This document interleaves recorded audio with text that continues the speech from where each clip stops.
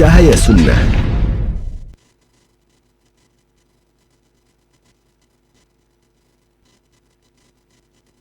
Alhamdulillah, nahmaduhu wa nasta'inuhu wa nastaghfiruh. Jazakallahu khairan. Roja TV, saluran tilawah Al-Quran dan kajian Islam.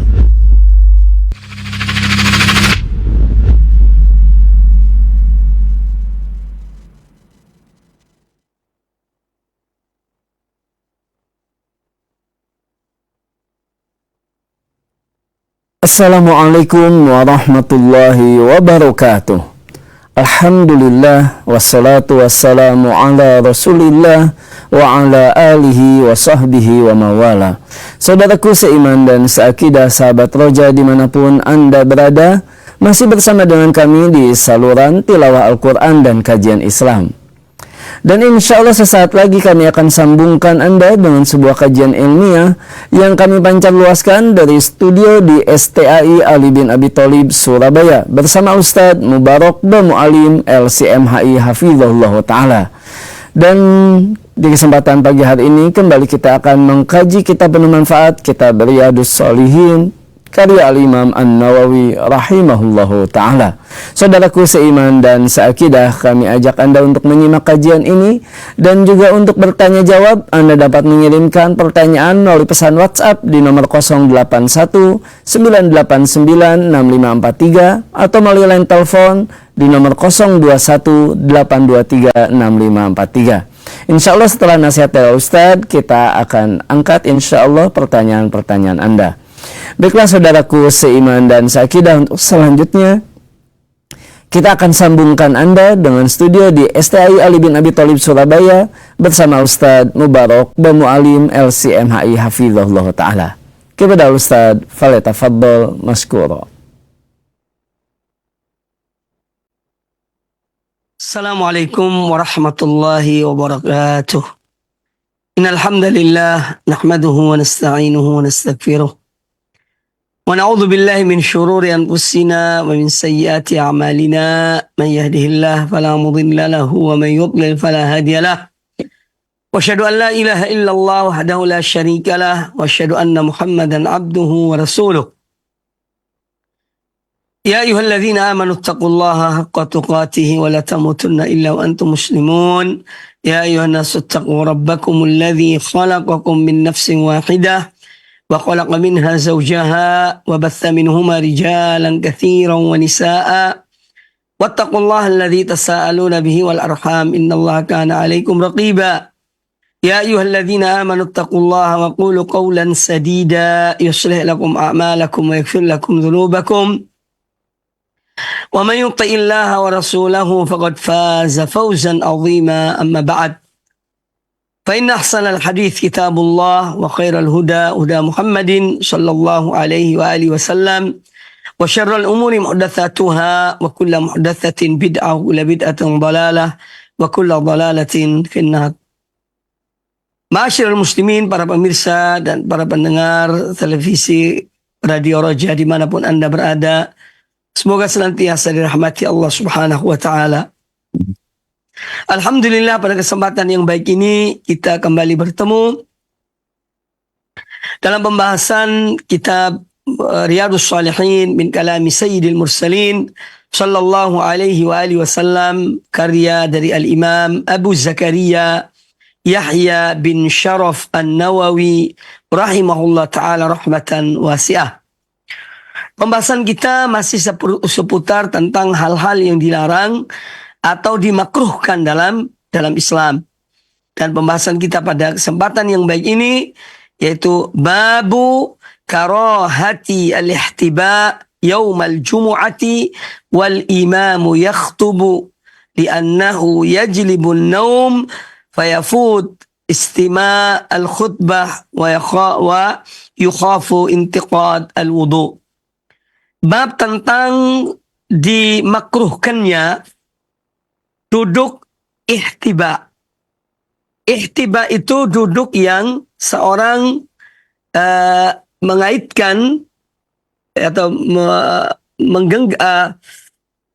seperti ini, ya antara dua tangannya, kemudian di lututnya betisnya didirikan, kemudian dia berpegang, ya. Jadi duduk ihtiba itu, ya, seorang duduk, kemudian betisnya sampai lututnya itu didirikan, kemudian dia memegang, ya, menahan dengan kedua tangannya.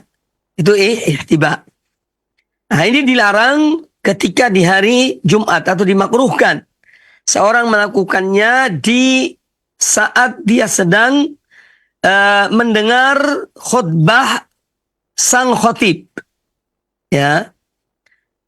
Nah, mengapa demikian? Disebutkan oleh An-Nawawi rahimahullah ta'ala, li'annahu yajlibun nauma. Karena duduk seperti ini, atau duduk ihtiba itu membuat bisa menjadikan seorang itu ngantuk atau tidur. Ya. Kemudian yang kedua, sehingga dia ketika dia ngantuk, maka dia tidak akan mendengar khutbah, nasihat, apa yang disampaikan oleh khatib. Kemudian juga yang ketiga, dikhawatirkan batal wudhunya. Ya, karena duduk demikian itu dengan mudah kalau angin keluar dari duburnya, ya, bisa kentut tanpa dia menyadarinya. Nah, jadi ini hal yang dimakruhkan, yaitu duduk ihtiba.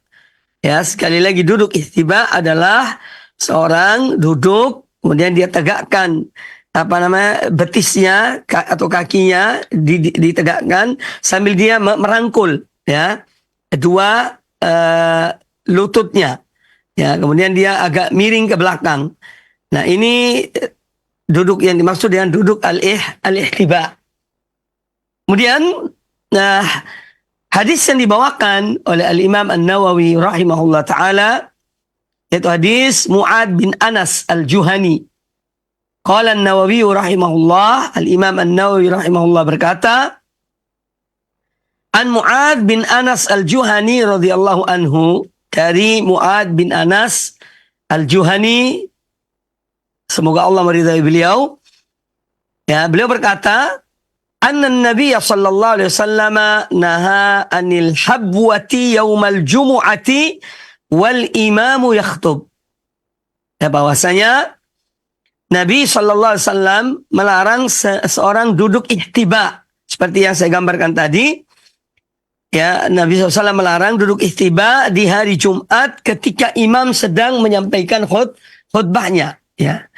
Ya, hadis ini hadis sahih riwayat Imam Abu Dawud, ya, hadis yang baik sanadnya, hadis hasan. Nah, sudah dijelaskan pada judul dari bab ini oleh An-Nawawi rahimahullah ta'ala, ya, apa hikmah larangan seorang duduk ihtiba di hari Jumat ketika khatib sedang menyampaikan khutbahnya. Yaitu yang pertama, karena bisa membuat seorang itu ngantuk. Yang kedua, kalau seorang ngantuk, ya, dia tidak bisa mendengar secara sempurna apa yang disampaikan oleh khatib. Ada seorang yang sholat atau mendengarkan ceramah, mendengarkan khutbah, hendaknya dia itu konsentrasi. Dan seorang yang ngantuk tidak bisa konsentrasi, ya, karena ngantuk itu akan menghilangkan sebagian ingatannya, ya, apalagi tidur, ya. Kemudian yang ketiga yang disebutkan oleh An-Nawawi rahimahullah ta'ala, dikhawatirkan duduk seperti itu akan membatalkan wudhu. Karena duduk seperti itu dengan mudah angin bisa keluar, ya, dari dubur seseorang. Ya.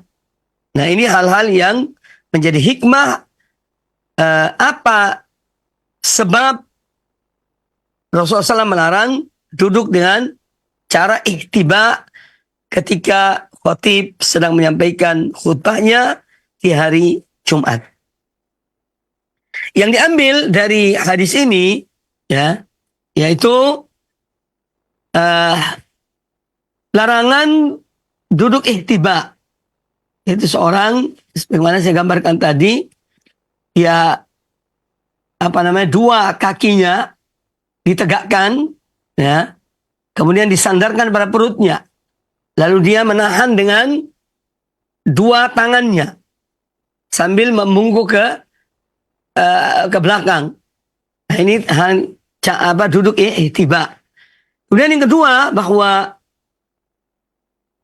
duduk semacam ini, bagaimana sudah dijelaskan tadi, akan menjadikan seorang itu tidur atau ngantuk, sehingga dia tidak bisa mendengar apa yang disampaikan oleh khatib, dan bisa jadi wudhunya batal. Nah, ketika Rasul alaihi salatu wassalam melarang seorang duduk seperti ini di saat imam sedang khutbah, ini artinya di balik itu semua ada anjuran untuk seorang yang datang di hari Jumat itu hendaknya dia betul-betul mendengar dan konsentrasi mendengar apa yang disampaikan oleh khatib.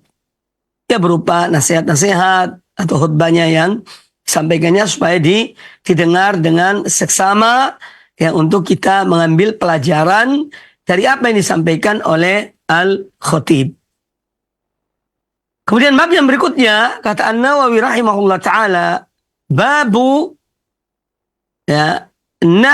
nahi man dakhala alaihi asyru dzul hijjah wa arada an yudahhiya an akhdhi syai'in min sya'rihi aw adfarihi hatta yudahhiya. Ini masalah yang sering disampaikan juga oleh para ustadz, yaitu berkaitan dengan larangan ketika seorang memasuki 10 hari pertama dari bulan Dzulhijjah dan orang itu ingin berkorban. Dia ingin menyembelih, berniat untuk berkorban di hari Idul Adha. Maka seorang yang sudah niat akan berkorban di hari Idul Adha, ketika munculnya hilal, munculnya bulan sabit yang menunjukkan masuknya bulan Dzulhijjah, maka seorang tidak dibolehkan, orang tadi yang akan berkorban, orang tadi dilarang memotong kukunya atau mencukur rambutnya, memendekkan rambutnya atau memotong kukunya. Jadi dia dianjurkan memotong kukunya atau memotong rambutnya itu sebelum masuknya tanggal 1 Dzulhijjah. Sebelum masuknya tanggal 1 Dzulhijjah. Misalnya tanggal 30 Dzulqa'dah atau 29 Dzulqa'dah, yang mana tidak ada lagi 30-nya. Kebetulan misalnya bulan itu, bulan Dzulqa'dahnya hanya 29 hari. Jadi hari terakhir hendaknya dia memotong rambutnya atau sehari sebelumnya. Nah, kemudian yang kedua yang harus dipahami dalam masalah ini, bahwa yang dilarang memotong kuku itu dan memotong rambut adalah orang yang akan mengorbankan, akan memberikan binatang korban untuk disembelih. Itu yang dilarang. Adapun orang yang tidak berkorban, maka dia tidak terkena larangan tersebut. Jadi yang dilarang itu hanya mereka yang akan berkorban. Nah, sekarang misalnya di satu keluarga, karena satu ekor kambing itu cukup untuk mewakili satu keluarga. Misalnya seorang ayah, dia akan berkorban, sudah niat akan berkorban pada tahun ini misalnya di hari Idul Adha. Nah, dan itu dengan duitnya, maka dia, sang ayah ini tadi, dilarang memotong kukunya, menggunting rambutnya, memendekkan rambutnya, apabila telah masuk tanggal atau bulan sabit 1 Dzulhijjah. Dia tidak boleh. Adapun yang lainnya boleh. Istrinya, anak-anaknya boleh memotong kuku. Boleh memotong rambut. Karena bukan mereka yang mengeluarkan duit untuk membeli seekor kambing misalnya. Jadi yang dilarang sini adalah orang yang akan berkorban. Termasuk dalam hal ini misalnya ada 7 orang. Ya, mereka bergabung untuk membeli seekor sapi. Ya, untuk berkorban di hari Idul Adha. Nah 7 orang ini yang dilarang. Ya, memotong kuku mereka, memendekkan rambut mereka ketika telah masuk, ya, telah muncul hilal bulan sabit 1 Zulhijjah. Ya. Mereka bertujuh yang dilarang. Adapun keluarga mereka, istrinya, anaknya, ya itu tidak mengapa. Ya, jadi yang dilarang adalah orang yang akan berkorban. Ya. Dan larangannya itu sebelum larangan tersebut ketika munculnya hilal bulan sabit 1 Zulhijjah. Nah, ini yang harus kita pahami. Al-Imam Ibnu Qudamah rahimahullah ta'ala ketika beliau membahas hadis ini, ya, atau membahas larangan ini,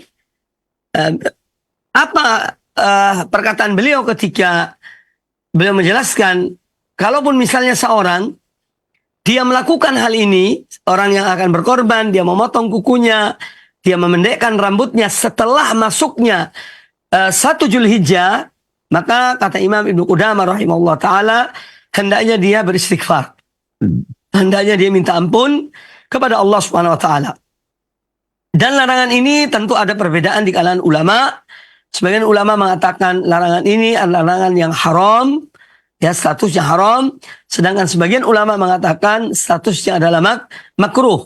Nah, namun tentu untuk lebih hati-hati, ya, bagi mereka yang akan berkorban, yang akan menyembelih hewan korban itu, hendaknya, ya, tidak mengambil atau memotong kukunya atau rambutnya ketika telah masuk bulan tanggal 1 Zulhijjah. Yaitu untuk kita lebih hati-hati karena ini larangan dari Rasulullah sallallahu alaihi wasallam.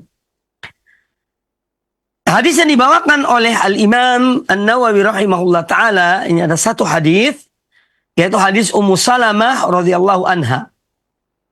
Qala An-Nawawi rahimahullah, an Ummi Salamah radhiyallahu anha qalat, dari Ummu Salamah radhiyallahu anha beliau berkata, qala Rasulullah sallallahu alaihi wasallam, Rasulullah sallallahu alaihi wasallam bersabda, man kana lahu dhibhun yadhbahuhu, para siapa yang memiliki binatang untuk dia menyembelihnya, yang untuk dia berkorbannya, fa idza ahalla hilalu dzilhijjah, maka jika telah muncul, ya, bulan sabit 1 Zulhijjah, fala ya'khudanna min sya'rihi wala min adfarihi syai'an hatta yudhhiya, maka jangan sekali-kali dia mengambil atau dia memotong dari rambutnya atau kuku-kukunya sedikit pun sampai selesai disembelih hewannya.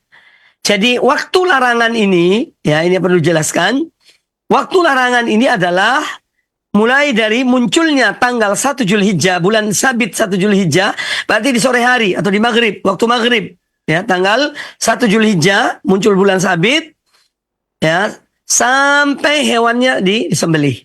Kalau hewannya sudah sembelih, maka dia boleh memotong kukunya atau memendekkan rambutnya. Nah, ini waktu selama kurang lebih 10 hari, ya, selama kurang lebih 10 hari. Hadis yang kita sampaikan tadi, atau hadis yang disampaikan tadi adalah riwayat Imam Muslim di dalam Sahih Muslim.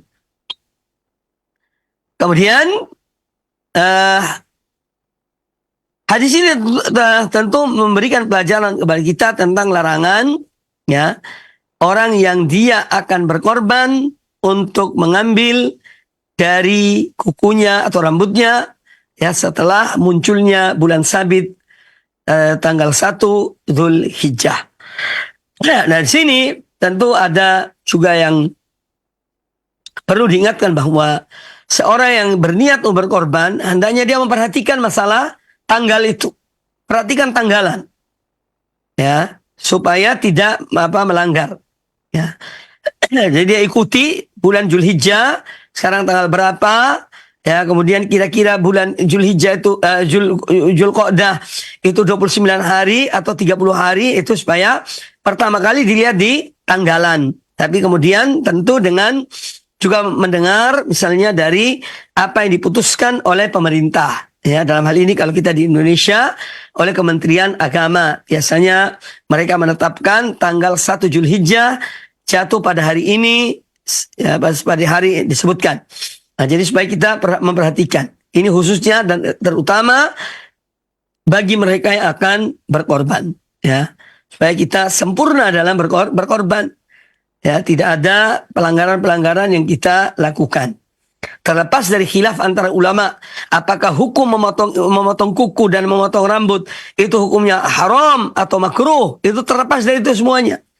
Tapi kita sebagai seorang muslim, ya, hendaknya berhati-hati. Kita mengikuti sunnah, ajaran, tuntunan Rasulullah SAW itu lebih baik. Ya, itu lebih baik. Fa inna khairul huda atau fa inna khairul haji Muhammadin sallallahu alaihi wasallam. Karena sungguhnya sebaik-baik petunjuk adalah petunjuk Muhammad sallallahu alaihi wasallam. Kemudian bab yang berikutnya, babu an-nahyi anil halaf bi makhluqin. Bab larangan bersumpah dengan menyebut nama makhluk. Ya. Kan nabi wal ka'bati wal malaikati was samai wal abai, ya, wal hayati wal ruhi wal ra'si, ya, wa ni'mati sultan wa turbati fulan wal amanah wa hiya min ashaddiha nahyan. Jadi kita ini kalau bersumpah, ya, ini bisa bicara masalah fikih bersumpah. Bersumpah itu hanya dengan nama Allah, ya. Bersumpah hanya dengan nama Allah atau dengan sifat-sifat Allah. Ya, karena tidak mengapa seorang bersumpah dengan sifat Allah, ya. Atau dengan yang pertama dengan nama Allah, ya. Ini tentang sumpah. Dan sumpah itu ada 3 huruf sumpah. Ada tiga huruf. Yang paling banyak dipakai oleh kaum muslimin yaitu dengan al-waw, wallahi, ya. Ini paling banyak, ya. Padahal ada 2 huruf yang lain, ya, juga untuk sumpah, yaitu huruf ta dan ba, ya. Allahi atau billahi, ya. Jadi ini 3 huruf sumpah. Wallahi, tallahi, atau billahi, ya. Ini 3 huruf sumpah yang kebanyakan yang kita sering dengar dengan menyebut wallahi, ya. Dengan huruf waw, dan nama Allah dikasrohkan, itu namanya sumpah, ya. Kalau nama Allah itu didomahkan, ya bukan sumpah namanya. Wallahu, ya bukan sumpah itu. Wallahu artinya dan Allah itu artinya, ya. Jadi wallahi harus kasrohkan yang disumpah itu, yaitu dengan nama Allah itu dikasrohkan. Kemudian sumpah, ya, juga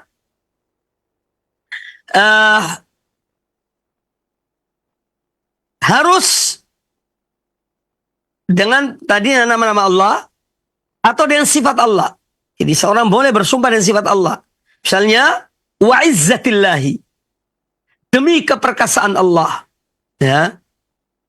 Wa izzatillah, demi keagungan atau keperkasaan. Wa azamatillah, demi keagungan Allah. Karena Allah maha agung. Jadi bersumpah dengan sifat di antara sifat-sifat Allah subhanahu wa ta'ala. Adapun sumpah dengan menyebut nabi atau dengan wan nabiyyi, nah ini tidak boleh, ya. Haram seorang sumpah dengan menyebut wan nabiyyi atau dengan Ka'bah, wal Ka'bati, demi Ka'bah. Ini haram, tidak boleh, ya, karena ini makhluk, ya. Nabi SAW makhluk ciptaan Allah, Ka'bah makhluk ciptaan Allah, ya. Atau masjid, wal masjidi, demi masjid, ya, juga tidak dibenarkan. Atau dengan malaikat, wa Jibril, demi Jibril, nah, ini juga tidak dibolehkan, ya. Kemudian was-sama, atau demi langit, demi bumi, ya. Demi ayah saya. Dan orang tua, sumpah dengan menyebut orang tuanya. Kemudian wal hayat, atau kehidupan. Wal hayati, demi hidupku misalnya. Atau demi hidup ini. Warruh, demi ruh. Ya. Warra'as, dan seterusnya. Nah ini semua tidak dibolehkan. Apalagi sumpah dengan kuburan. Ya, demi kuburan fulan, aku bersumpah. Ya, wa turbati fulan. Nah, ini semua, atau dengan amanah. Ya, demi amanah. Wal amanati. Ini semua tidak dibolehkan. Intinya, singkatnya adalah bahwa bersumpah itu hanya dengan nama Allah Ta'ala. Ya, wallahi, warrahmani, ya, wal azizi, ya, itu boleh. Karena semua itu nama-nama Allah Subhanahu wa Ta'ala. Nah, kalau ada yang bertanya, ya, di Al-Quranul Karim Allah bersumpah dengan makhluk ciptaannya, ya. Contoh matahari, wasyamsi wadduhaha, wal qamari, ya, idza talaha.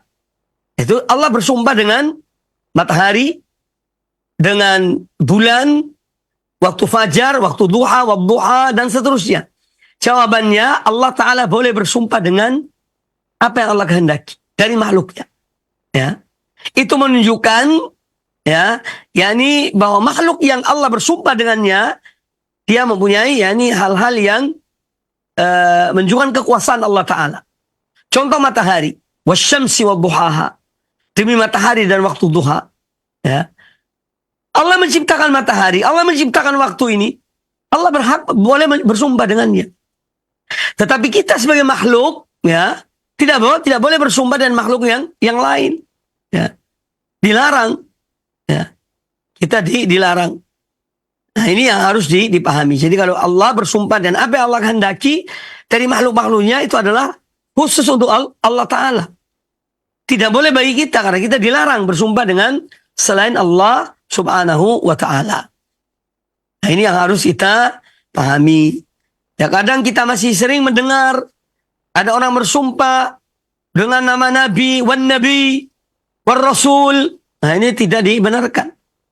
Termasuk berseru, memanggil. Kadang-kadang ada sebagian kaum muslimin, kalau ada sesuatu yang jatuh misalnya, dia mengatakan, ya Rasulullah. Nah, ini tidak dibolehkan. Hendaknya dia bilang, ya Allah. Ya. Ya, itu boleh. Tapi ya Rasulullah, ya Nabi Allah. Itu tidak dibolehkan. Ini bisa terjerumus dalam kesyirikan. Ya, maka hati-hati dalam berbicara, hati-hati dalam bersumpah, karena ini semua sudah ada ajarannya, tuntunannya dari Rasulullah SAW. Ya. Nah, ini yang harus kita pahami. Adapun hadis yang dibawakan oleh An-Nawawi rahimahullah ta'ala dalam bab ini, yang pertama adalah hadis Abdullah bin Umar radhiyallahu anhu. An Ibnu Umar radhiyallahu anhuma qal anin Nabi sallallahu alaihi wasallam qal, dari Abdullah bin Umar Ibnu Khattab radhiyallahu anhuma, dari Nabi sallallahu alaihi wasallam beliau bersabda, innallaha ta'ala yanhaakum an tahlifu bi abaikum.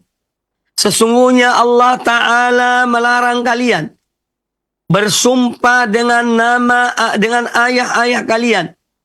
Faman kana halifan, barang siapa yang bersumpah, falyahlif billah, maka hendaknya dia bersumpah dengan nama Allah.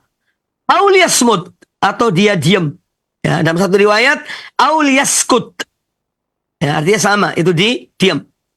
Daripada bersumpah dengan selain Allah, lebih baik diam. Ya. Hadis ini muttafaqun alaih, dikeluarkan oleh Imam Bukhari dan Imam Muslim di dalam Sahih Bukhari dan Sahih Muslim. Jadi hadis ini menjelaskan kepada kita tentang larangan. Karena diberitahukan oleh Nabi sallallahu alaihi wasallam, innallaha ta'ala yanhaakum. Sesungguhnya Allah Ta'ala melarang kalian, ya. Melarang kalian wahai umatku, ya. An tahlifu bi abaikum. Allah melarang kalian bersumpah dengan ayah-ayah kalian. Ya, misalnya ada orang mengatakan demi ayahku, demi kakekku. Ya, ini tidak dibolehkan. tidak dibolehkan. Kemudian kan Nabi SAW bersabda, "Faman kana halifan falyahlif billah." Maka barang siapa yang bersumpah, hendaknya dia bersumpah dengan nama Allah. Ya, dengan nama Allah. Nah, hadis ini memberikan pelajaran kepada kita. Di antaranya adalah yang pertama, diharamkannya sumpah dengan makhluk ciptaan Allah. Ya, termasuk ayah kita, ibu kita, atau dengan Ka'bah, sumpah dengan Nabi, Rasul, dan yang lainnya. Ini hukumnya adalah haram. Ya. Kemudian ketika seorang bersumpah, misalnya seorang bersumpah untuk melakukan sesuatu atau meninggalkan sesuatu, kalau dia bersumpah dengan nama Allah, baru terjadi. Ya. Dia kalau misalnya dia batalkan sumpahnya, dia membayar kafarah. Tetapi kalau dia bersumpah dengan selain Allah, itu dia telah melakukan satu pelanggaran. Ya. Dia telah melakukan satu pelanggaran dan tidak boleh dia lanjutkan apa yang dia bersumpah dengannya. Dia istighfar, minta ampun kepada Allah Ta'ala. Bertobat dan bersumpah dengan selain Allah.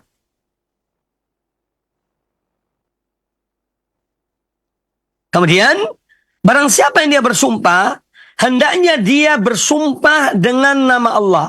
Ya. Kalau dia hendak bersumpah dengan selain Allah, hendaknya dia diam. Jangan dia lanjutkan pembicaraannya. Diam. Dia menahan lisannya. Jadi bersumpah dengan selain Allah Subhanahu wa ta'ala.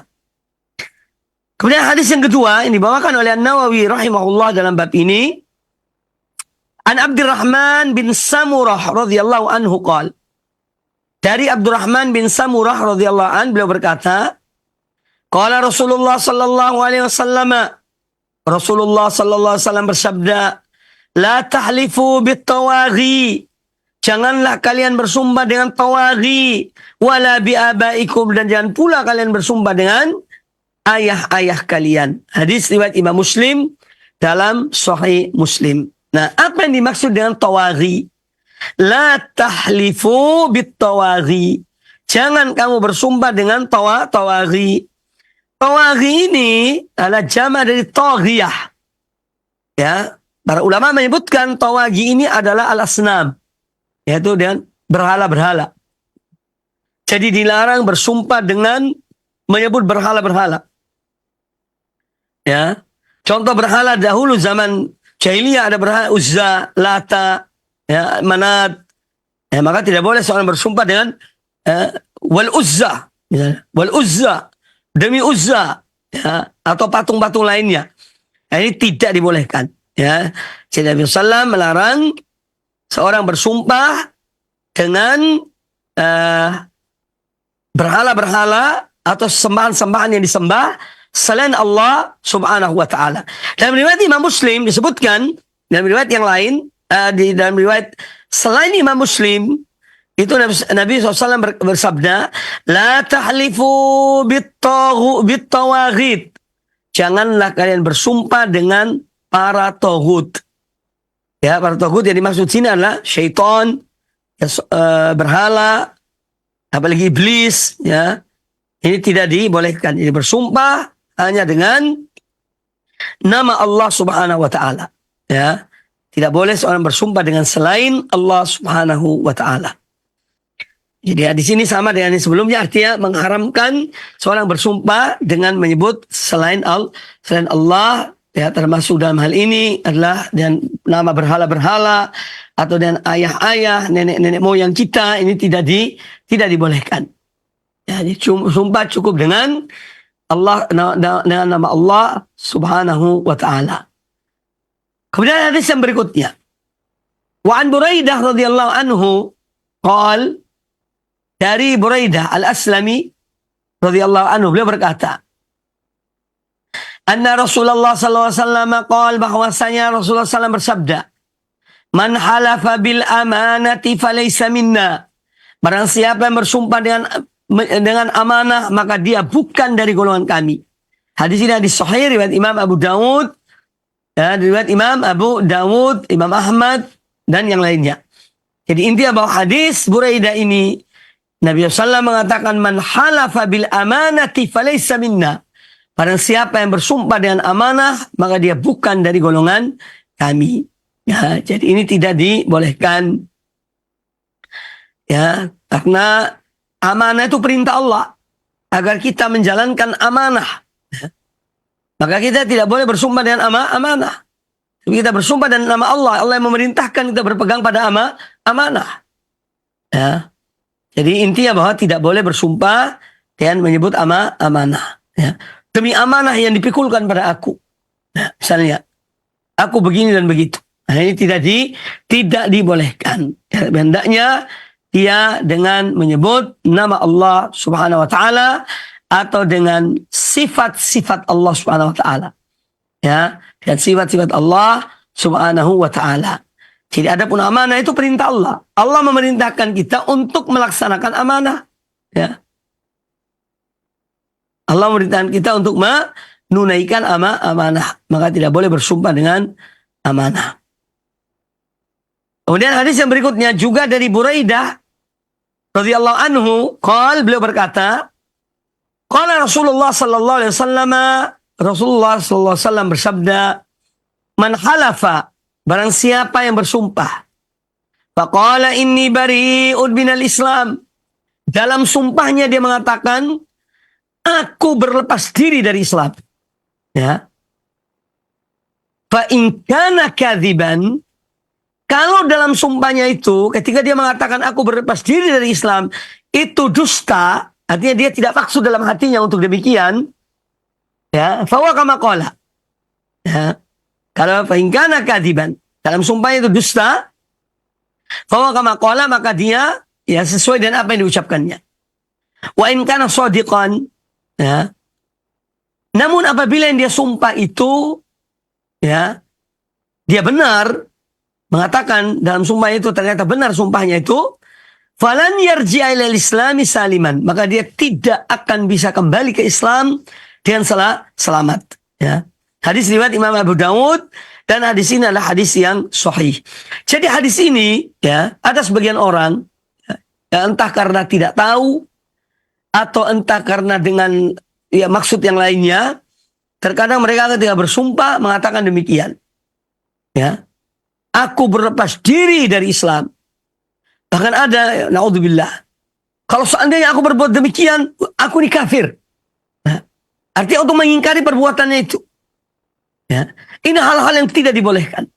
Ya. Kita diperintahkan untuk apa? Tetap dalam Islam. Istiqamah dalam Islam. Ya ayyuhalladzina amanu. Wahai orang-orang yang beriman, ittaqullah haqqa tuqatih. Bertakwalah kalian pada Allah dengan sebenar-benar takwa. Wala tamutunna illa wa antum muslimun. Dan jangan sekali-kali kamu mati kecuali kamu dalam keadaan sebagai orang-orang muslim. Ya. Ini yang diperintahkan. Maka seorang bersumpah, kemudian yang menyebut kalimat-kalimat seperti ini, aku berlepas diri dari Islam, aku kafir kalau aku lakukan hal itu, aku murtad kalau aku lakukan seperti itu, ini halal, tidak dibolehkan. Ya, sama sekali. Naudzubillah. Seorang mukmin dia minta agar dia itu tetap dalam Islam. Bahkan Nabi alaihissalam memperbanyak doa beliau, ya muqallibal qulub, tsabbit qalbi ala dinika. Wahai zat yang membolak-balik hati manusia, tetapkanlah hatiku di atas agamamu. Ya. Ini permohonan Nabi SAW. Nah, bagaimana seorang bersumpah kemudian mengatakan aku kafir, aku murtad, aku keluar dari Islam kalau aku lakukan hal tersebut. Nah, ini na'udzubillah min dzalik. Ya, itu menyelisihi yakni tuntunan dan ajaran Rasulullah SAW. Bahkan beliau mengatakan kalau dia jujur dalam sumpahnya dengan mengatakan demikian, dia tidak akan bisa kembali ke Islam dengan selamat. Mesti ada hal-hal lain. Ya. Hal-hal yang dia lakukan yang entah itu apalah, wallahu a'lam. Tapi intinya Rasulullah SAW mengatakan, falan yarji'a ilal islami saliman. Dia tidak akan bisa kembali ke Islam dengan selamat. Kemudian hadis yang berikutnya. Kata Imam An-Nawawi rahimahullah ta'ala, wan Ibni Umar radhiyallahu anhuma. Dari Abdullah bin Umar radhiyallahu anhuma, beliau berkata, annahu sami'a rajulan yaqul, beliau pernah mendengar seseorang ketika bersumpah mengatakan, la wal ka'bati, tidak, demi Ka'bah. Ya. Demi Ka'bah. Qala Ibnu Umar mendengar ucapan orang itu, Abdullah bin Umar langsung mengatakan, la tahlif bi ghairillah. Jangan kamu bersumpah dengan selain Allah. Fa inni sami'tu Rasulullah sallallahu alaihi wasallam yaqul, karena sungguhnya aku mendengar Rasulullah SAW bersabda, man halafa bi ghairillahi, barang siapa yang bersumpah dengan selain nama Allah, faqad kafara au asyraka, berarti dia telah kufur atau telah syirik. Ya, telah kufur atau syirik. Hadis riwayat Imam Tirmidzi, dan beliau mengatakan hadis ini adalah hadis yang hasan, hadis yang baik sanadnya. Kemudian kata beliau kata An-Nawawi rahimahullah, wa fassara ba'dul ulama qauluhu, ya, sebagian ulama menafsirkan tentang barang siapa bersumpah dengan selain Allah maka dia telah kufur atau dia telah berbuat syirik. Makna dari kufur dan syirik di sini yakni kata An-Nawawi ala taghlidh, ya, ini untuk penekanan. Ya, supaya betul-betul seorang jangan sampai bersumpah dengan selain nama Allah. Ya, bagaimana juga dalam hadis disebutkan, diriwayatkan dari Nabi SAW, beliau bersabda, ar-riya'u syirkun. Riya itu adalah syirik.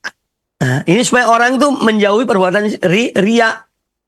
Ya, dan memang riya itu syirik kecil.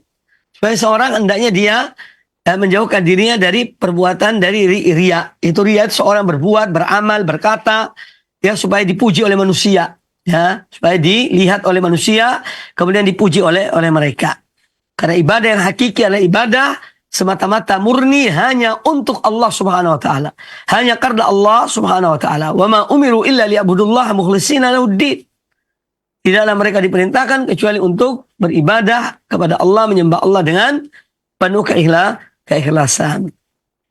Nah, jadi intinya hadis ini juga menjelaskan tentang dilarangnya bersumpah dengan nama selain Allah Subhanahu wa taala. Meskipun yang dipakai nama itu sesuatu yang diagungkan. Contoh Nabi. Contoh Ka'bah, ya. Wal Ka'bati. Ka'bah itu Baitullah. Dia memiliki kehormatan. Dia dimuliakan oleh kaum muslimin. Dimuliakan oleh Allah Ta'ala. Karena dia Baitullah. Ya. Tapi tidak boleh, meskipun dia itu mulia, tidak boleh seorang bersumpah dengan Ka'bah. Nabi SAW, beliau adalah seorang manusia yang mulia. Sayyidul khalqi. Ya. Penghulu seluruh manusia. Menunjukkan kemuliaan beliau. Tetapi beliau makhluk ciptaan Allah. Ya. Dengan kebesaran yang ada pada beliau dalam arti kemuliaan yang ada pada beliau SAW, namun seorang tidak boleh bersumpah dengan nama Nabi atau Rasul. Tidak boleh mengatakan wan Nabi, wan Rasuli, demi Rasul, demi Nabi. Ini hukumnya haram, tidak dibolehkan. Jadi ini sebuah hadis-hadis yang baru kita dengar tadi menjelaskan kepada kita tentang larangan bersumpah dengan selain Allah Ta'ala. Ya, ini tidak dibolehkan. Kemudian bab yang berikutnya. Babu taghlidhil yamin al-kadhiba amdan. Ya, jadi bab tentang sumpah, ya, yamin yang sumpah yang di situ ada mengandung kebohongan. Ini pun tidak dibolehkan kalau seorang berbuat dengan sengaja. Nah, disebutkan hadis yang dibawakan oleh An-Nawawi rahimahullah ta'ala, itu hadis Abdullah bin Mas'ud radhiyallahu an. An Ibnu Mas'udin radhiyallahu anhu qal, dari Abdullah bin Mas'ud radhiyallahu anhu beliau berkata, anna Nabi sallallahu alaihi wasallam qal, bahwasanya Nabi sallallahu alaihi wasallam bersabda, man halafa ala mali imri'in muslimin bighairi haqqihi, barang siapa bersumpah, ya, terhadap harta seorang muslim, ya, dan dia bersumpah padahal itu bukan haknya, laqiyallaha wa huwa alaihi ghadban, maka dari kiamat kelak dia akan bertemu dengan Allah dan Allah akan murka kepadanya. Ya. Thumma qara'a alaina Rasulullah sallallahu alaihi wasallam, kemudian Rasulullah sallallahu alaihi wasallam membacakan ya kepada kami misdaquhu min kitabillah azza wa jalla. Kemudian Nabi SAW membawakan ayat tentang larangan ini. Ya. Yaitu surat Ali Imran ayat yang ke-77. Innal ladzina yashtaruna bi ahdillahi wa imanihim, sesungguhnya orang-orang yang dia membeli ya, janji Allah, ya, perjanjian dengan Allah dengan sumpah-sumpah mereka, thamanan qalila, ya, ini ancaman bagi mereka yang bersumpah dengan nama Allah tapi itu dusta. Ya. Itu tidak benar. Hadis ini muttafaqun alaih. Nah, hadis ini menjelaskan kepada kita, ya, barang siapa bersumpah, misalnya ada satu harta, ya, ada penemuan, ditemukan barang yang berharga, ya. Kemudian barang berharga ini, bernilai ini bukan milik si A misalnya, tapi dia milik si B. Ya, dia milik si B. Ditemukan barang ini. Kemudian datang si A bersumpah, demi Allah itu milikku. Ya. Demi Allah itu milikku. Ya. Padahal ini bukan miliknya. Ini hak saudaranya, hak si B, tapi dia bersumpah bahwa itu miliknya. Maka nanti di hari kiamat kala, laqiyallaha wa huwa alaihi ghadban, dia bertemu dengan Allah Ta'ala, maka dia ya bertemu dalam keadaan Allah murka kepadanya. Ya. Termasuk dalam hal-hal ya ini juga terjadi pada sebagian keluarga kaum muslimin. Ya, seorang mengklaim satu bidang tanah miliknya padahal bukan miliknya. Ya, satu rumah milik orang lain dibilang miliknya dan seterusnya. Ya, dan tidak takut sama Allah Ta'ala. Dia tahu betul bahwa itu bukan miliknya. Dia bersumpah itu miliknya. Ya. Demi Allah ini milik aku. Padahal bukan miliknya. Ya. Ini karena apa? Tergiur dengan dunia. Seorang berdusta. Padahal tahu betul bahwa dia itu dusta. Tapi karena dunia. Dia berani berdusta. Berani bersumpah. Na'udzubillahi min dzalik. Ya. Tapi nanti di akhirat akan ada pertemuan. Ya. Di dunia silahkan seorang berdusta. Ya. Silahkan seorang mengklaim apa yang dia klaim. Silahkan. Tapi akan ada pertemuan di akhirat kelak. Ya, kita hidup tidak hanya di dunia.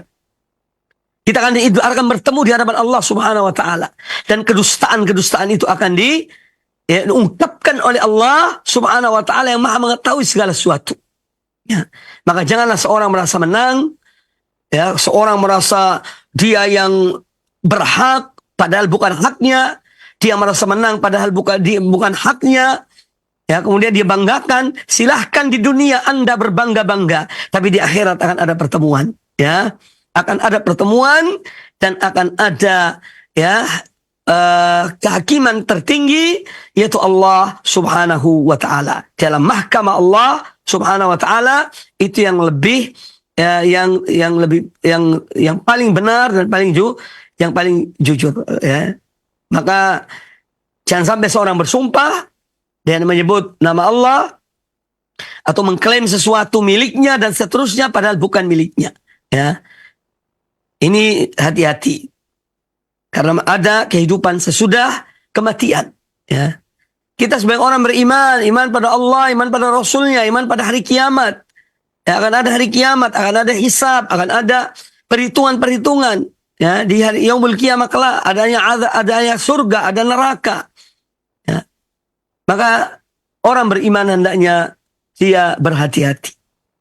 Takut pada Allah Subhanahu wa Ta'ala. Ya. Dunia ini sementara. Seorang ingin harta. Dia ingin mengambil harta. Harta orang lain. Harta itu sementara. Tidak dibawa mati. Ya. Seorang kalau meninggal apa yang dibawa? 3 lembar kain kafan. Itu dari harta yang dibawa ke dalam kuburnya. Semua ditinggalkan di dunia ini. Ya, maka apa yang kita banggakan ketika kita berhasil mendapatkan sesuatu tapi bukan milik kita, ya, tapi di situ ada pengkhianatan, ya, di situ ada penipuan dan seterusnya, apa gunanya? Yang dibanggakan itu apa? Na'udzubillah min dzalik. Ya, tapi memang begitulah dunia menjadikan mata seorang berubah, ya, menjadi hijau ketika melihat dunia ini. Na'udzubillah min dzalik. Ya, tapi ingat ada akhirat, ya, ada akhirat. Ada kematian, Ya, seorang akan dibangkitkan, akan dimintai pertanggungjawaban oleh Allah Subhanahu wa taala. Ya. Oleh karena itu, segera apabila seorang mengambil hak saudaranya, kembalikan hak saudaranya. Mengambil sebidang tanah saudaranya, dibalik sertifikatnya diganti dengan tanda tangan yang dusta dan bohong, segera perbaiki, segera kembalikan sebelum mahkamah tertinggi di hadapan Allah Subhanahu wa taala, yang mana seorang tidak akan bisa lari dari mahkamah Allah Subhanahu wa taala. Silahkan di dunia menang, tapi ada akhirat. Ada akhirat.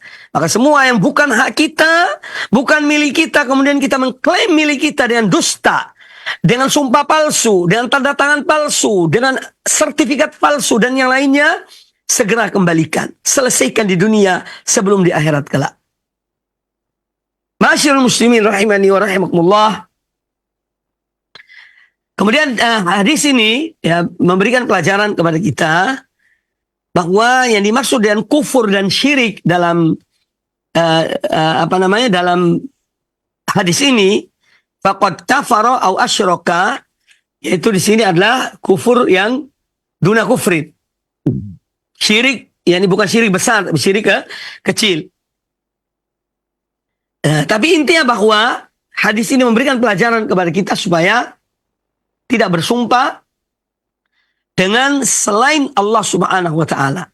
Tidak bersumpah dengan selain Allah Subhanahu wa taala, atau tidak mengklaim ya yang bukan milik kita, kita mengklaim milik kita. Ya, dengan bersumpah-sumpah. Ya. Dan wallahi dan seterusnya. Tapi itu bukan haknya. Ya. Di sini disebutkan di sini bahwa di antara pelajaran yang diambil dari hadis ini, taghlid tahrimil yamin al-kadhiba wa ya'lam. Tentang peringatan keras ya, bagi orang yang bersumpah, sumpahnya palsu dan dia tahu bahwa itu adalah palsu. Sumpahnya itu tidak benar. Dia tahu betul dia bersumpah dusta. Ya, tapi dia bersumpah karena dia ingin mengambil hak saudaranya, hak orang lain. Ya, maka ini peringatan keras dari Nabi Shallallahu Alaihi Wasallam. Kemudian yang berikutnya juga hadis ini menjelaskan kepada kita tentang haramnya ya memakan harta manusia dan batil. Ya, haram mengambil harta manusia, mengklaim harta manusia dengan batil. Ya, karena harta memiliki kehormatan. Ya, darah memiliki kehormatan. Ya, kalau bukan hak kita, jangan kita mengatakan punya kita. Ya, tapi hendaknya kita kembalikan kepada yang berhak. Ya. Banyak hal-hal terjadi dalam keluarga, dalam hal berkaitan dengan warisan misalnya. Kadang saudaranya mengklaim itu miliknya, dia yang bekerja, dia yang itu dan seterusnya. Padahal itu milik orang lain juga, milik saudara-saudaranya. Tapi kemudian diklaim oleh dia. Karena apa? Tamak, karena rakus kepada dunia ini. Ya, padahal dunia ini hanya kalau makan pun satu piring, ya, tinggal satu rumah, satu kamar yang ditempati. Walaupun rumahnya ada 10 kamarnya yang ditempati hanya satu. Ya. Tidak ada orang punya 10 kamar pindah-pindah. Jam 1 sampai jam 2 di kamar ini. Jam 2 sampai jam 3 pindah kamar berikutnya. Jam 3 sampai jam 4 pindah kamar lainnya. Tidak ada manusia. Ya. Nah, ini untuk mengingatkan kepada kita bahwa tidak selesai di dunia, akan diselesaikan di akhirat. Ya, akan diselesaikan di akhirat di hadapan Allah Subhanahu wa taala. Kemudian hadis yang berikutnya. An Abi Umamah Iyas bin Tha'labah Al-Harithi radhiyallahu anhu qala, dari Abu Umamah Iyas bin Tha'labah Al-Harithi radhiyallahu anhu, beliau berkata, anna Rasulullah sallallahu alaihi wasallam qala, bahwasanya Rasulullah SAW bersabda, man iqtata'a haqqa imri'in muslimin biyaminihi faqad aujaballahu lahun nar, ya, wa harrama alaihi al-jannata. Ya, barang siapa yang dia memutuskan untuk mengambil hak orang muslim dengan sumpah yang palsu, ya, maka Allah wajibkan dia masuk neraka. Wa harrama alaihil jannah, dan Allah haramkan baginya surga. Faqala lahu rajulun, maka seorang berkata, ya, kepada Nabi SAW. Faqala lahu rajulun, wa in kana syai'an yasiran ya Rasulullah. Apakah misalnya itu adalah barang yang kecil, nilainya itu ya murah, sesuatu yang kecil. Qal wa in kana qadiban min araq. Kata Nabi SAW, walaupun hanya satu batang kayu siwak. Kalau bukan milik kita, jangan kita mengatakan milik kita. Ya. Jadi hadis ini hadis riwayat Imam Muslim. Hadis yang sebelumnya, ketika Nabi SAW mengatakan, barang siapa yang bersumpah, ya, barang siapa yang bersumpah untuk mengambil harta seorang Muslim tanpa hak, ya, maka dia akan bertemu dengan Allah Ta'ala, dan Allah dalam keadaan marah atau murka kepadanya. Ini menunjukkan bahwa Allah memiliki sifat. Di antara sifat-sifat Allah adalah murka dan marah. Ya, Allah memiliki sifat. Allah itu memiliki sifat cinta, ridho, murka, dan seterusnya. Ya, dari sifat-sifat Allah yang disebutkan oleh Al-Quran dan oleh hadis-hadis Nabi SAW. Namun kita tidak bisa membayangkan dan tidak boleh membayangkan atau menyamakan seperti apa sih murkanya Allah itu. Ya. Intinya Allah memiliki sifat itu. Ya. Tapi jangan kita bayangkan atau kita mentakwilkan, yang merubah maknanya dan seterusnya. Ya, kita mengikuti manhaj metode para salaf dahulu, para sahabat, tabi'in, dan orang-orang yang mengikuti mereka dengan baik. Yaitu menetapkan sifat-sifat Allah yang diberitahukan oleh Allah dalam Al-Quranul Karim dan yang diberitahukan oleh Rasulullah SAW dalam hadis-hadis sahih. Ya, kita beriman dengan sifat-sifat tersebut. Ya, tanpa mentakwil pada makna yang lain. Tanpa bertanya bagaimana sifat itu. Tanpa menyamakan dengan yang sifat makhluknya. Ya. Dan apalagi menafikan. Kita tidak menafikan sifat itu. Semua yang ada sifat-sifat Allah dalam Al-Quran dan Sunnah, kita beriman kepadanya, kita meyakininya, dan kita mengatakan tidak ada satupun yang menyamai Allah Subhanahu Wa Taala. Ya. Sifat mendengar Allah tidak sama dengan sifat mendengar manusia. Sifat melihat Allah tidak sama dengan sifat melihat pada manusia. Tidak sama. Ya, Allah Maha sempurna dari semua sisi. Zatnya, perbuatannya, perkataannya, ya, sifat-sifatnya. Allah Maha sempurna dalam segala-galanya. Ini yang wajib kita imani, wajib kita tanamkan dalam diri kita sampai mati. Ya. Kita jangan sok tahu tentang Allah Ta'ala. Ya. Allah mengatakan Allah punya tangan. Ada orang-orang sok tahu, maksud tangan itu adalah kudrah, kekuasaan. Subhanallah. Allah Ta'ala lebih tahu tentang dirinya. Allah mensifati dirinya. Menyebutkan zatnya. Ya. Kemudian datang makhluk yang bodoh, yang jahil. Mengatakan, oh bukan itu maksudnya. Ya, tangan artinya kekuasaan. Allah sebutkan kekuasaannya. Dan Allah sebutkan tangannya. Maka kita wajib beriman kepada semua sifat-sifat Allah yang Allah sampaikan kepada kita sebagai orang beriman dalam Al-Quran maupun yang disampaikan oleh Rasulullah SAW dalam hadis-hadis beliau yang sahih. Wajib seorang mukmin beriman. Jangan memikirkan, jangan kita mengotak-atik sifat Allah dan otak kita. Ya. Otak kita ini lemah. Dia tidak memiliki kemampuan. Ya. Pendengaran kita, penglihatan kita semua lemah. Ya. Tidak bisa mengetahui hal-hal yang di luar kemampuan seluruh anggota badan kita ini. Maka kewajiban seorang mukmin terhadap sifat-sifat Allah yang Allah beritahukan dalam Al-Quranul Karim dan diberitahukan oleh Nabi SAW dalam hadis-hadis yang sahih, ya, kewajiban seorang mukmin beriman pada sifat-sifat itu. Menetapkan sifat-sifat tersebut. Tidak mentawilkan pada makna yang lain. Ya. Tidak menyamakan dengan sifat manusia atau makhluknya. Ya. Tidak menafikannya. Ya. Dan tidak bertanya seperti apa sifat itu. Karena manusia tidak mengetahui tentang hakikat Allah Subhanahu Wa Taala. Sifat-sifatnya, zatnya, tidak ada yang mengetahui. Tetapi orang beriman wajib beriman pada apa yang Allah informasikan pada kita. Ya, tentang dirinya.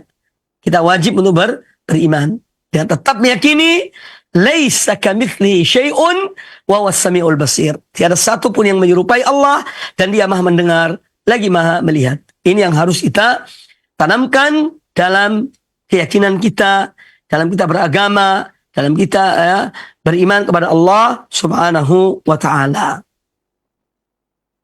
Nah, jadi hadis ini menjelaskan kepada kita, hadis yang baru kita baca tadi, hadis Abu Umamah Iyas bin Tha'lab al-Harithi radhiyallahu an, man iqtata'a haqqa imri'in muslimin biyaminihi. Barang siapa yang dia itu memutuskan mengambil harta seorang muslim dengan sumpah palsu, ya, dia bersumpah dengan sumpah palsu bahwa itu miliknya padahal itu bukan miliknya, ya, maka Allah wajibkan dia neraka. Ya, kecuali kalau dia bertobat dan mengembalikan harta itu kepada pemiliknya. Ya. Maka Allah mengampuni. Karena Allah Maha Pengampun atas semua dosa hamba-hambanya.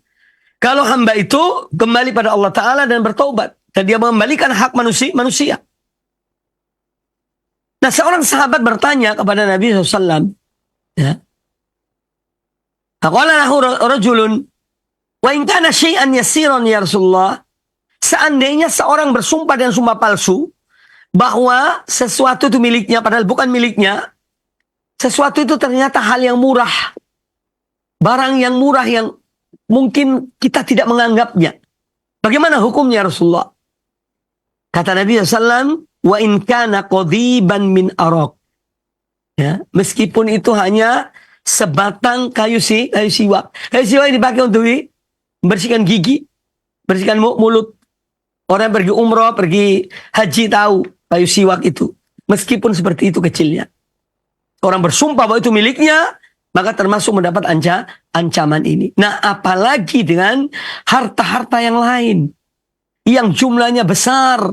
Ya, sebidang tanah, rumah, dan yang lainnya. Emas. Ya. Yang itu milik orang lain. Hak orang lain kemudian dia mengklaim punya dia. Ini akan dipertanggungjawabkan di akhirat kelak jika tidak diselesaikan di dunia ini. Kemudian hadis terakhir dalam bab ini, wa an Abdullah ibni Amr ibn al-As radhiyallahu anhuma anin Nabi sallallahu alaihi wasallam qala, dari Abdullah bin Amr bin As radhiyallahu anhuma, dari Nabi sallallahu alaihi wasallam beliau bersabda, al-kabairu al-isyraku billah. Dosa-dosa besar itu diantaranya adalah al-isyraku billah. Dosa paling besar. Menyekutukan Allah dengan sesuatu. Ya. Yang kedua, wa uququl walidain. Ya. Durhaka kepada kedua orang tua. Ya. Kemudian yang ketiga, wa qatlun nafsi. Membunuh jiwa tanpa hak. Ya. Menumpahkan darah seorang muslim tanpa hak. Ya. Kemudian yang keempat, wal yaminul ghamus, dan sumpah palsu. Ya. Hadis riwayat Imam Al-Bukhari, ya, di dalam sahihnya. Kemudian kata An-Nawawi rahimahullah, wa fi riwayatin, dalam satu riwayat yang lain, anna a'rabiyan jaa ila an-nabi sallallahu alaihi wasallam. Pernah ada seorang Arab Badui, ya, itu datang kepada Nabi sallallahu alaihi wasallam, faqala, lalu orang itu berkata, ya Rasulullah, mal kabairu, wahai Rasulullah, apa sajakah, ya, dosa-dosa besar itu? Ya. Ini apa dosa-dosa besar itu? Qal, kata Nabi SAW, al-isyraku billah. Ya. Dosa-dosa besar itu adalah yang pertama adalah syirik pada Allah Ta'ala. Qal thumma madza? Kemudian orang itu bertanya, lalu dosa apa lagi? Dosa besar itu. Qal al-yaminul ghamus. Kata beliau, sumpah palsu. Qultu, ya, kata orang itu, wa mal yaminul ghamus? Apakah yaminul ghamus itu, wahai Rasulullah? Ini kata Abdullah bin Amr. Abdullah bin Amr bin As mengatakan, qultu wa mal yaminul ghamus? Apa yang dimaksud dengan sumpah palsu itu? Qal, kata Nabi SAW, alladhi yaqtati'u malam ri'in muslimin. Yaitu orang yang memutuskan mengambil harta seorang muslim dan bersumpah palsu. Bahwa itu miliknya, padahal bukan miliknya. Ya, dia dusta dan dia tahu bahwa dia itu dusta. Tapi memang dia ingin mengambil harta orang lain. Ya, naudzubillahi min dzalik. Ya, semoga kita dijadikan ya hamba-hamba Allah yang tidak tamak kepada milik orang lain. Apa yang Allah berikan pada kita, alhamdulillah, bersyukurlah, syukurilah nikmat Allah yang ada pada kita. Ya, tidak usah mengincar punya orang lain. Apa yang Allah berikan, berterima kasih, bersyukur. Ya, jangan melampaui ya yang hak orang lain atau merusak harta mereka. Ya, naudzubillah min dzalik. Semoga apa yang disampaikan bermanfaat bagi kita semuanya. Aku qouli hadza, masih ada waktu kurang lebih 10 menit untuk sesi berikutnya. Wallahu ta'ala a'lam. Jazakallahu khairan, kami sampaikan kepada Ustaz Mubarak Bamu Alim LCMHI Hafizahullah Ta'ala yang telah membimbing kita di kajian edisi pagi hari ini langsung dari studio di STAI Ali bin Abi Thalib Surabaya. Dan untuk berikutnya kita akan angkat beberapa pertanyaan melalui pesan WhatsApp di nomor 0819896543 atau line telepon di 0218236543. Baik Ustaz, kita angkat pertanyaan pertama melalui pesan WhatsApp dari Bapak Muhammad Amin di Ogan Ilir, Sumatera Selatan. Ustaz, saya sering mendengar dari masjid-masjid sebelum azan dikumandangkan dilantunkan sholawat-sholawat yang isinya diantaranya menyebut-nyebut nama Nabi kita yang mulia dengan sebutan Ya Rasulullah Sallallahu Alaihi Wasallam sambil disenandungkan. Apakah ini benar Ustaz? Mohon nasihatnya. Tafadhol Ustaz. Baik, tentang pertanyaan ini ya yang harus kita pahami betul bahwa Rasulullah SAW telah menyampaikan semua risalah Allah. Apa yang Allah wajibkan beliau, apa yang Allah perintahkan kepada beliau untuk menyampaikan, sudah disampaikan semuanya. Semua kebaikan yang membawa seorang hamba kepada surga Allah, pada ridho Allah, sudah disampaikan oleh Rasulullah SAW. Demikian pula semua hal-hal yang menjerumuskan seorang hamba kepada azab Allah juga sudah telah diingatkan oleh Rasulullah SAW dan sudah disampaikan. Demikian pula ibadah-ibadah ya yang Allah perintahkan kepada beliau untuk memberikan contoh kepada umat ini sudah dicontohkan dan sudah disebutkan oleh Rasulullah SAW. Ya. Dan sebaik-baik petunjuk adalah petunjuk beliau SAW. Sebagai petunjuk ada petunjuk beliau sallallahu alaihi wasallam. Maka hendaknya kita mengikuti beliau. Di zaman Nabi SAW, ya, mungkin kita diberi kesempatan ketika akan sholat wajib, ya pertama azan. Setelah azan itu ada sholat sunnah, ya, ada sholat sunnah. Entah itu ada yang 2 rakaat, ada yang 4 rakaat, ya, ada yang 2 rakaat, ada yang 4 rakaat. Kita lakukan sholat sunnah sambil menunggu dikumandangkannya iqamah itu sholat. Maka lebih mulia ajaran Rasulullah SAW ketika selesai azan kita mengerjakan sholat sunnah. Kalau masih ada waktu kita berdoa, karena doa di antara azan dan iqamah itu tidak ditolak, ya, tidak akan diterima oleh Allah Taala. Nah, terkadang masih banyak kita jumpai saudara-saudara kita kaum muslimin, ya, yang juga ya melakukan hal yang ditanyakan tadi. Ya, terkadang itu mengganggu. Ada orang sholat sunnah, ada orang berdoa, tapi mendengar suara-suara itu pada hakikatnya mengganggu. Maka yang terpenting bagi kita adalah mari kita kembali kepada ajaran dan tuntunan Rasulullah SAW. Itulah yang terbaik. Fa inna khairul hadi Muhammadin sallallahu alaihi wasallam, ya. Dan apa-apa yang diadakan oleh manusia, ya, bid'ah dalam agama, ya, maka tidak diterima oleh Allah Subhanahu wa taala. Maka apabila kita punya ilmu, ya, kita bisa melaksanakan sunnah, kerjakanlah sunnah-sunnah beliau sallallahu alaihi wasallam dan ajaran-ajaran beliau sallallahu alaihi wasallam. Semoga Allah memberikan hidayah kepada saudara-saudara kita kaum muslimin, ya, yang masih juga dengan suara-suara itu kadang-kadang mengganggu orang yang sholat, mengganggu orang yang dalam keadaan sakit atau yang lainnya. Semoga Allah berikan hidayah pada mereka untuk kembali kepada sunnah Rasulullah sallallahu alaihi wasallam. Wallahu taala a'lam. Jazakallahu khairan Ustaz atas penjelasan dan nasihatnya. Dan berikutnya Ustaz, kita angkat pertanyaan melalui line telepon di 021-823-6543. Kami persilahkan. Ya. Iya, silakan. Assalamualaikum. Waalaikumsalam warahmatullahi wabarakatuh. Dengan siapa di mana, Ibu? Dengan Ibu Sri di Depok. Baik, silakan Ibu. Saya mau tanya, ini mengenai kurban ya Pak ya.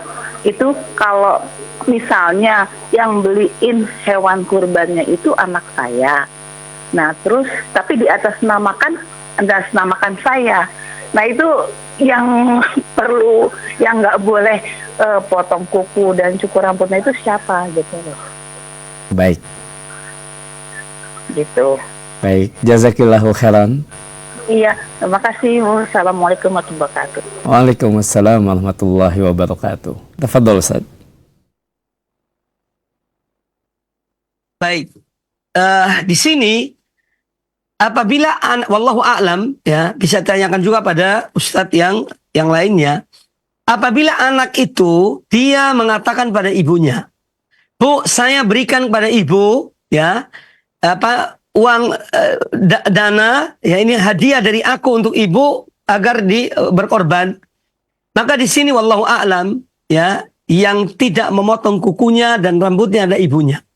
Karena itu pemberian dari anaknya kepada ibunya. Tapi kalau sekedar mengatasnamakan ya, dan anak itu tidak mengatakan aku berikan pada ibu ini ya, biar untuk ibu dan ibu yang berkorban, maka tetap kembali kepada asalnya, yaitu kepada anak yang mengeluarkan dana untuk membeli seekor kambing. Dia yang dilarang memotong kukunya atau rambutnya pada ketika masuknya tanggal 1 Zulhijjah ya, pada 1 Zulhijjah. Jadi kembali kepada apa akadnya anak itu ya. Kalau sekedar nama ya bisa aja seorang sudah pakai nama ibu aja lah gitu. Tapi pada hakikatnya dia yang mengeluarkan dan dia tidak menyerahkan. Kecuali kalau dia menyerahkan, ini saya serahkan tuh ibu dan silakan ibu berkorban, ini haknya ibu. Maka itu yang ini ibunya. Tapi kalau sekedar nama, ganti nama di panitia korban, ya enggak. Tetap anak yang memberikan. Itu yang tidak boleh memotong kukunya dan rambutnya. Wallahu ta'ala a'lam. Jazakallahu khairan Ustaz atas penjelasannya, dan berikutnya kembali kita angkat pertanyaan melalui pesan WhatsApp Ustaz dari Bapak Badri di Palembang. Izin bertanya Ustaz, bila kita telat datang ke masjid untuk sholat subuh berjamaah sehingga kita kemungkinan tidak dapat sholat sunnah sebelum subuh, apa sebaiknya kita sholat sendiri saja di rumah Ustadz sehingga dapat melaksanakan sholat sunnah sebelum subuh? Mohon penjelasannya Ustadz. Tafadhol Ustadz. Baik, tentang masalah ini yang ditanyakan oleh Pak Badri ya dari Palembang. Apabila seorang dia kalau seandainya dia ke masjid misalnya, dia tidak mendapatkan 2 rakaat sholat qobliyah subuh, maka dia tetap ke masjid. Ya, karena sholat qobliyah subuh itu bisa dilakukan setelah sholat subuh. Ada riwayatnya sahih. Ya, ada riwayat yang sahih yang menjelaskan bahwa seorang yang tidak mengerjakan sholat qobliyah subuh karena satu hal, kemudian dia datang ke masjid, dia sholat berjamaah dengan kaum muslimin ya, tanpa mengerjakan qobliyah subuh, maka setelah salam sholat subuh bersama imam, dia berzikir ya sebagaimana zikir setelah sholat, kemudian dia berdiri setelah zikir ya. Jadi tidak langsung berdiri untuk mengqadha sholat qobliyah subuhnya, tapi setelah berzikir ya, atau mungkin berjalan berpindah dari satu tempat ke tempat yang lain, kemudian dia kerjakan qobliyah subuh itu. Jadi jangan karena qobliyah subuh seorang mengorbankan sholat wajib di masjid. Ya, itu tidak dibenarkan ya, karena sholat wajib itu lebih utama daripada sholat sunnah. Ya, sholat wajib lebih utama dari sholat sunnah.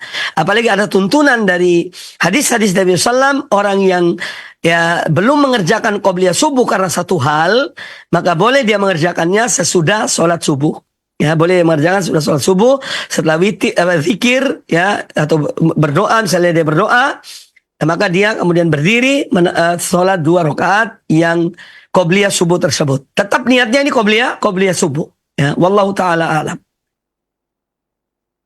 Jazakallahu khairan Ustaz atas penjelasannya. Dan pertanyaan terakhir Ustaz di kesempatan kita pagi hari ini kembali kita angkat melalui pesan WhatsApp dari Eka di Bojonggede. Izin bertanya Ustaz, bagaimana caranya Ustaz agar kita selalu istiqomah di jalan Allah? Terkadang selalu banyak halangannya Ustaz, mohon nasihatnya. Tafadhol Ustaz.